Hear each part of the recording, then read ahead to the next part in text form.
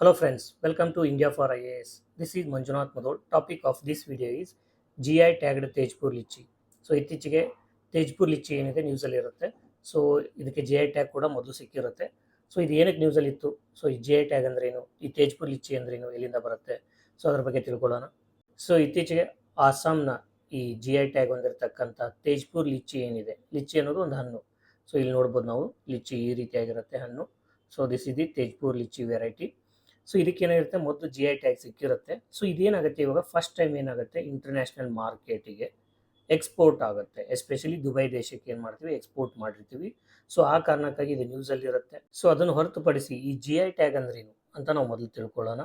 G I tag ಅಂತಂದರೆ geographical indication ಅಂತ ಅರ್ಥ. Geographical indication.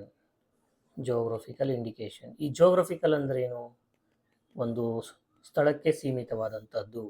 ಜಿಯೋಗ್ರಫಿ ಅಂದರೆ ಒಂದು ಪ್ರದೇಶಕ್ಕೆ ಸೀಮಿತವಾದಂಥದ್ದು. ಜಿಯೋಗ್ರಫಿಕಲ್ ಇಂಡಿಕೇಶನ್ ಅಂತಂದರೆ ಒಂದು ಪರ್ಟಿಕ್ಯುಲರ್ ಆದಂತಹ ಜಿಯೋಗ್ರಫಿ ಅಂದರೆ ಒಂದು ಪರ್ಟಿಕ್ಯುಲರ್ ಆದಂತಹ ಒಂದು ರೀಜನ್ಗೆ ಸಂಬಂಧಪಟ್ಟಂಥದ್ದು. ಸೊ ಆ ರೀಜನಲ್ಲಿ ಒಂದು ಏನೇ ಪ್ರಾಡಕ್ಟ್ ಡೆವಲಪ್ ಆಗ್ತಿದ್ರೆ, ಮ್ಯಾನುಫ್ಯಾಕ್ಚರ್ ಆಗ್ತಿದ್ರೆ, ಒಂದು ನಾವು ಯಾವುದೇ ಒಂದು ಅಗ್ರಿಕಲ್ಚರ್ ಅಥವಾ ಹಾರ್ಟಿಕಲ್ಚರ್ ಪ್ರಾಡಕ್ಟ್ನ ಬೆಳೀತಾ ಇದ್ದರೆ ಅದಕ್ಕೆ ಕೆಲವೊಂದಿಷ್ಟು ವಿಶಿಷ್ಟವಾದ ಗುಣಗಳಿರುತ್ತೆ.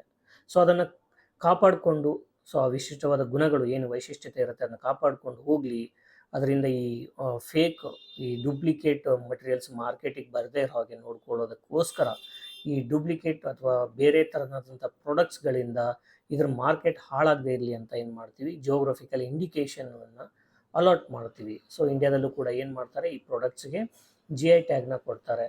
So geographical indication goods and regulation act ಅಂತ ಇದೆ. ಸೊ ಆ ಆ್ಯಕ್ಟ್ ಮುಖಾಂತರ ಸೊ ಯಾವುದೇ ಒಂದು ಪ್ರಾಡಕ್ಟ್ ಇರ್ಬೋದು, ಅಗ್ರಿಕಲ್ಚರ್ ಪ್ರಾಡಕ್ಟ್ ಇರ್ಬೋದು, ಅಥವಾ ಹ್ಯಾಂಡಿಕ್ರಾಫ್ಟ್ ಇರ್ಬೋದು, ಖಾದಿ ಐಟಮ್ ಇರ್ಬೋದು, ಒಂದು ಬಟ್ಟೆ ಇರ್ಬೋದು, ಶೂಸ್ ಇರ್ಬೋದು, ಅಥವಾ ಕೊಲ್ಲಾಪುರಿ ಚಪ್ಪಲ್ಸ್ ಅಂತ ಯೂಸ್ ಮಾಡ್ತೀವಿ, ಸಿಲ್ಕ್ ಸಾರೀಸ್ ಅಂತ ಇದೆ, ಆಮೇಲೆ ಈ ಚನ್ನಪಟ್ಟಣ ಟಾಯ್ಸ್ ಇದೆ, ಆಮೇಲೆ ಈ ವೆರೈಟಿ ಆಫ್ ಫ್ರೂಟ್ಸ್ ಇದೆ. ಈ ಎಲ್ಲದಕ್ಕೆ ಏನು ಮಾಡ್ತೀವಿ, ನಾವು ಜಿ ಐ ಟ್ಯಾಗ್ನ ಕೊಡ್ತೀವಿ. ಸೊ ಇವಾಗ ತೇಜ್ಪುರ್ ಲಿಚ್ಚಿ ಬಗ್ಗೆ ತಿಳ್ಕೊಳ್ಳೋದಾದರೆ, so it is a premium horticultural crop protected under India's geographical indication registry. So ಏನಿದು, it is a premium horticulture product. So ಅಂದರೆ ಪ್ರೀಮಿಯಂ ಅಂತಂದರೆ ಇಟ್ಸ್ ವೆರಿ ಹೈ ಕ್ವಾಲಿಟಿ ಏನಿರುತ್ತೆ ಹೈ ಇರುತ್ತೆ, and also rupee price is also high. That's why it is called premium, and it is regarded as one of the finest varieties of litchi. So litchi ಏನಿದೆ, ಈ ಲಿಚ್ಚಿನಲ್ಲೇ ಒಂದು finest variety. ಯಾವ variety? Tezpur litchi variety. So ಅದಕ್ಕೋಸ್ಕರ ಇದಕ್ಕೆ ಏನು ಮಾಡಿದ್ದಾರೆ, G I ಟ್ಯಾಗ್ನ ಕೊಟ್ಟಿದ್ದಾರೆ. ಸೊ ಏನಕ್ಕೆ ಫೈನೆಸ್ಟ್ ಅಂತಂದರೆ, because of it's superior quality, dense pulp. ಕೆಲವೊಂದಿಷ್ಟರಲ್ಲಿ ಪಲ್ಪ್ ಏನಿರುತ್ತೆ ಕಡಿಮೆ ಇರುತ್ತೆ, ಬೀಜ ದೊಡ್ಡದಿರುತ್ತೆ. ಸೊ ಇಲ್ಲಿ ಏನಾಗಿರುತ್ತೆ, ಪಲ್ಪ್ ಜಾಸ್ತಿ ಇದೆ, ಪಲ್ಪ್ ಕಂಟೆಂಟು. ಇದರ sweetness compare to other regional variety, sweetness of Tezpur litchi is really good, and it has a very good nutritional value. So ಈ 4-5 ಅಂಶಗಳಿಗೋಸ್ಕರ ಇದಕ್ಕೆ ಏನು ಮಾಡಿದ್ವಿ, ಜಿ ಐ ಟ್ಯಾಗ್ನ ಕೊಟ್ಟಿದ್ದೀವಿ. So that is the feature, or that is the speciality of Tezpur litchi. And ರೀಸೆಂಟಾಗಿ so ನಾವು ನೋಡಿದಾಗೆ first time ಏನು ಮಾಡ್ತೀವಿ, ಇದನ್ನು ದುಬೈಗೆ ನಾವು ಎಕ್ಸ್ಪೋರ್ಟ್ ಮಾಡ್ತೀವಿ. ಸೊ ಇನ್ನು ಇದನ್ನು ಈ ದೇಶದ ಯಾವ ರೀಜನಲ್ಲಿ ಬೆಳೀತಾರೆ, ಸೊ ಯಾವುದೇ ಒಂದು ಪ್ರಾಡಕ್ಟಿಗೆ ನಾವು ಜಿ ಐ ಟ್ಯಾಗ್ ಕೊಡಬೇಕಂದ್ರೆ ಅದು ಪರ್ಟಿಕ್ಯುಲರ್ ರೀಜನಲ್ಲಿ ಬೆಳಿಬೇಕಲ್ವಾ. ಸೊ ತೇಜ್ಪುರ್ ಲಿಚ್ಚಿ ಎಲ್ಲಿ ಬೆಳೀತಾರೆ, ತೇಜ್ಪುರ್, ಈ ಸೋನಿತ್ಪುರ್ ಡಿಸ್ಟಿಕ್ ಆಫ್ ಆಸಾಮ್ ಏನಿದೆ, ಸೊ ಅಲ್ಲಿ ತೇಜ್ಪುರ್ ಅಂತಕ್ಕಂಥ ಪ್ರದೇಶದಲ್ಲಿ ಏನು ಮಾಡ್ತಾರೆ, ಇದನ್ನು ಬೆಳೀತಾರೆ. So it has got a distinct agroclimatic conditions. So ಈ ಅಗ್ರೋಕ್ಲೈಮೆಟಿಕ್ ಕಂಡೀಷನ್ಸ್ ಏನು ಮಾಡುತ್ತೆ, ಅದರ ಕ್ವಾಲಿಟಿ ಮತ್ತು ಟೇಸ್ಟ್ಗೆ ಒಂದು ಬೇಕಾಗಿರ್ತಕ್ಕಂಥ ಬೇಸ್ ಅಥವಾ ಫೌಂಡೇಶನನ್ನು ಪ್ರೊವೈಡ್ ಮಾಡುತ್ತೆ. ಸೊ ಅದೇ ತೇಜ್ಪುರ್ ಲಿಚ್ಚಿನ ನಾವು ಬೆಂಗಳೂರಲ್ಲಿ ಅಥವಾ ಹಾಸನದಲ್ಲಿ ಅಥವಾ ಹುಬ್ಳಿ ಧಾರವಾಡಲ್ಲಿ ಬೆಳೆದ್ರೆ ಆ ಟೇಸ್ಟ್ ಬರಲ್ಲ, ಬಿಕಾಸ್ ಇಲ್ಲಿ ಇರ್ತಕ್ಕಂಥ ಅಗ್ರೋಕ್ಲೈಮೆಟಿಕ್ ಕಂಡೀಷನ್ ಬೇರೆ, ತೇಜ್ಪುರಲ್ಲಿ ಇರ್ತಕ್ಕಂಥ ಅಗ್ರೋಕ್ಲೈಮೆಟಿಕ್ ಕಂಡೀಷನ್ಸ್ ಬೇರೆ. ಹಾಗಾದರೆ ಏನಿದು ಅಗ್ರೋಕ್ಲೈಮೆಟಿಕ್ ಕಂಡೀಷನ್? ಸೊ ಅಗ್ರೋಕ್ಲೈಮೆಟಿಕ್ ಕಂಡೀಷನ್ ಅಂದರೆ ವೆರಿ ಸಿಂಪಲ್. ಅಗ್ರಿಕಲ್ಚರ್ ಬೇಕಾಗಿರ್ತಕ್ಕಂತಹ, ಅಗ್ರೋ ಅಂದರೆ ಅಗ್ರಿಕಲ್ಚರ್ ಮಾಡಲಿಕ್ಕೆ, ಕ್ಲೈಮ್ಯಾಟಿಕ್ ಅಂತಂದರೆ ವೆದರ್. ಸೊ ವೆದರಲ್ಲಿ ಏನಿರುತ್ತೆ, ರೈನ್ಫಾಲ್ ಇರುತ್ತೆ, ಟೆಂಪ್ರೇಚರ್, ಮಾಯಿಶ್ಚರ್, ಹ್ಯುಮಿಡಿಟಿ ಎಷ್ಟಿದೆ ಅಲ್ವಾ. ಸೊ ಈ ಎಲಿಮೆಂಟು ವೆದರ್ನ ಡಿಸೈಡ್ ಮಾಡುತ್ತೆ, ದಟ್ ಈಸ್ ಕ್ಲೈಮ್ಯಾಟಿಕ್. ಸೊ ಇನ್ನು ಸೆಕೆಂಡ್ ಒನ್ ಏನು ಫ್ಯಾಕ್ಟರ್ ಅಗ್ರಿಕಲ್ಚರ್ ಬೇಕಾಗಿದ್ದು, ಸಾಯಿಲ್ ಕ್ವಾಲಿಟಿಯಲ್ಲಿ ಏನು ಫರ್ಟಿಲಿಟಿ ಇದೆ, ಏನು ನ್ಯೂಟ್ರಿಯೆಂಟ್ಸ್ ಇದೆ, right. So these are the major conditions that determine the agroclimatic zone.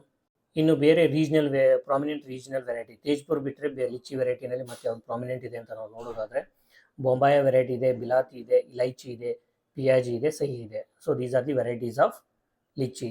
So ಈಗ ಎಕ್ಸಾಮಲ್ಲಿ ಯಾವ ರೀತಿ ಮಾಡ್ತಾರೆ ಅಂದರೆ ತೇಜ್ಪುರ್ ಲಿಚ್ಚಿ ವೆರೈಟಿ ನ್ಯೂಸಲ್ಲಿರೋದ್ರಿಂದ ಅದ್ರ ಜೊತೆಗೆ ಈ ವೆರೈಟೀಸ್ ಹೆಸರನ್ನು ಕೊಡ್ತಾರೆ, ಬೊಂಬಾಯ, ಬಿಲಾತಿ, ಇಲೈಚಿ, ಪಿಯಾಜಿ, ಶಾಹಿ ಅಂತ. ಸೊ ಅವಾಗ ನಿಮ್ಗೆ ಹೇಳ್ತಾರೆ ಈ ವೆರೈಟಿ ಯಾವ ಹಣ್ಣಿಗೆ ಸೇರ್ಪಟ್ಟಿದ್ದು ಅಂತ. ಸೊ ಅವಾಗ ನೀವು ಐಡೆಂಟಿಫೈ ಮಾಡಬೇಕು ಲಿಚ್ಚಿ ಅಂತ, ರೈಟ್.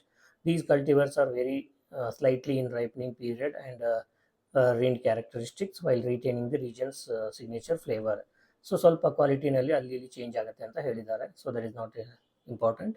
ದೆನ್ ಇದಕ್ಕೆ ಬೇಕಾಗಿರ್ತಕ್ಕಂಥ ಕ್ಲೈಮ್ಯಾಟಿಕ್ ಮತ್ತು ಸಾಯಿಲ್ ರಿಕ್ವೈರ್ಮೆಂಟ್ಸ್ನ ನೋಡೋದಾದರೆ ತೇಜ್ಪುರ್ ಲಿಚ್ಚಿಗೆ, ಸೊ ಸಾಯಿಲ್ ಕಂಡೀಷನ್ ಯಾವ ರೀತಿ ಇರಬೇಕು, deep, fertile, well drained alluvial and loamy soil ಇರಬೇಕು. ಸೊ ಲಿಚ್ಚಿ ಬೆಳಿಲಿಕ್ಕೆ ನಮಗೆ ಅಲುವಿಯಲ್ ಆ್ಯಂಡ್ ಲೋಮಿ ಸಾಯಿಲ್ ಇರಬೇಕು. ಸಾಯಿಲ್ ಡೆಪ್ತು ತುಂಬ ಜಾಸ್ತಿ ಇರಬೇಕು, ಶಾಲೋ ಸಾಯಿಲ್ ಇರಬಾರ್ದು ಅಥವಾ ತೆಳುವಾದ ಸಾಯಿಲ್ ಇರಬಾರ್ದು. ಫರ್ಟಿಲಿಟಿ ಚೆನ್ನಾಗಿರಬೇಕು ಆ್ಯಂಡ್ ವೆಲ್ ಡ್ರೈನ್ಡ್ ಅಂದರೆ ನೀರು ನಿಂತ್ಕೋಬಾರ್ದು. ನೀರು ನಿಂತ್ಕೊಂಡ್ರೆ ಏನಾಗುತ್ತೆ, ಲಿಚ್ಚಿ ಬೆಳಿಲಿಕ್ಕೆ ಆಗಲ್ಲ. So water should be always continuously flowing. So ಅಲ್ಲಿ ಯಾವುದೇ ರೀತಿಯಾದ ಸ್ಟ್ಯಾಗ್ನೇಟೆಡ್ ವಾಟರ್ ಇರಬಾರ್ದು, right. Then it is enriched by organic deposits from Brahmaputra river basin. So ಈ ಬ್ರಹ್ಮಪುತ್ರ ರಿವರ್ ಬೇಸಿನ್ ಏನಿದೆ, ಬ್ರಹ್ಮಪುತ್ರ ನದಿ ರಿವರ್ ಏನಿದೆ, ಸೊ ಅಲ್ಲಿ ಏನಾಗುತ್ತೆ ಕಂಟಿನ್ಯೂಸ್ ಆಗಿ ಆರ್ಗ್ಯಾನಿಕ್ ಡೆಪಾಸಿಟ್ ಆಗ್ತಿರುತ್ತೆ. Because of leaves, forest littering ಇರ್ಬೋದು ಅಥವಾ ರಿವರ್ ತರ್ತಕ್ಕಂಥ ಡೆಪಾಸಿಟ್ಸ್ ಇರ್ಬೋದು. ಇದರಿಂದ ಏನಾಗುತ್ತೆ, ಆರ್ಗ್ಯಾನಿಕ್ ಡೆಪಾಸಿಟ್ಸ್ ರಿಚ್ ಆಗಿರುತ್ತೆ. ದೆನ್ ಕ್ಲೈಮ್ಯಾಟಿಕ್ ಕಂಡೀಷನ್ಸ್ ನೋಡೋದಾದರೆ ಹ್ಯೂಮಿಡ್ ಸಬ್ ಟ್ರಾಪಿಕಲ್ ಕ್ಲೈಮೇಟ್ ಬೇಕು. ಲಿಚ್ಚಿ ಬೆಳಿಲಿಕ್ಕೆ ಸಬ್ ಟ್ರಾಪಿಕಲ್ ಕ್ಲೈಮೇಟ್ ಬೇಕು ಆ್ಯಂಡ್ ಹ್ಯೂಮಿಡಿಟಿ ಏನಿರಬೇಕು, ಜಾಸ್ತಿ ಇರಬೇಕು. Then it requires frost free, ಅಂದರೆ ಯಾವುದೇ ರೀತಿಯಾದಂಥ ಒಂದು ಟೆಂಪ್ರೇಚರ್ 0 ಡಿಗ್ರಿ ಸೆಲ್ಸಿಯಸ್ ಕೆಳಗಡೆ ಹೋಗಬಾರ್ದು. And it should have moisture rich winters, ಅಂದರೆ ವಿಂಟರ್ ಸೀಸನ್ಸಲ್ಲೂ ಕೂಡ ಏನಿರಬೇಕು, ಮಾಯಿಶ್ಚರ್ ಇರಬೇಕು. ಮಾಯಿಶ್ಚರ್ ಇರಬೇಕು ಅಂತಂದರೆ ವೆದರ್ ಯಾವ ರೀತಿ ಇರಬೇಕು, ಹ್ಯೂಮಿಡ್ ಆಗಿರಬೇಕು. ಸೊ ಮೊದಲೇ ಹೇಳ್ದಂಗೆ it grows in humid winter climates. Then flower and bud initiation. So ಈ ಮಾಯಿಶ್ಚರ್ ರಿಚ್ ವಿಂಟರ್ಸ್ ಏನಕ್ಕೆ ಬೇಕು ಅಂತಂದರೆ ಫ್ಲವರಿಂಗ್ ಆಗಲಿಕ್ಕೆ ಮತ್ತು ಬಡ್ ಇನಿಷಿಯೇಷನ್ ಆಗಲಿಕ್ಕೆ ಬೇಕು. Then warm and humid summers. So ಬಿಸಿಯಾಗಿರ್ತಕ್ಕಂಥ ಹ್ಯೂಮಿಡ್, ಟೆಂಪ್ರೇಚರ್ ಏನಿರಬೇಕು, ಜಾಸ್ತಿ ಇರಬೇಕು, that is hot. And humid ಅಂತಂದರೆ ಮಾಯಿಶ್ಚರ್ ಇರಬೇಕು. With well distributed rainfall, support for fruit development and prevent fruit cracking. So rainfall ಏನಿರಬೇಕು, ವೆಲ್ ಡಿಸ್ಟ್ರಿಬ್ಯೂಟೆಡ್ ಆಗಿರಬೇಕು. ಸೊ ಆ ರೀತಿ ಇದ್ರೆ ಏನಾಗುತ್ತೆ, ಫ್ರೂಟ್ ಡೆವಲಪ್ಮೆಂಟ್ ಆಗುತ್ತೆ. ಅದ್ರ ಜೊತೆಗೆ ಈ ಫ್ರೂಟ್ ಕ್ರ್ಯಾಕಿಂಗ್ ಆಗೋದು. ಸೊ ಇವಾಗ ಮಳೆ ಕಡಿಮೆ ಆದರೆ ಅಥವಾ ವಾರ್ಮ್ ಆ್ಯಂಡ್ ಹ್ಯೂಮಿಡ್ ಸಮ್ಮರ್ ಇಲ್ಲ ಅಂತಂದರೆ, ಸೊ ಹ್ಯೂಮಿಡಿಟಿ ಕಡಿಮೆ ಆದರೆ ಏನಾಗುತ್ತೆ, ಫ್ರೂಟ್ ಕ್ರ್ಯಾಕಿಂಗ್ ಅಂತ ಆಗುತ್ತೆ.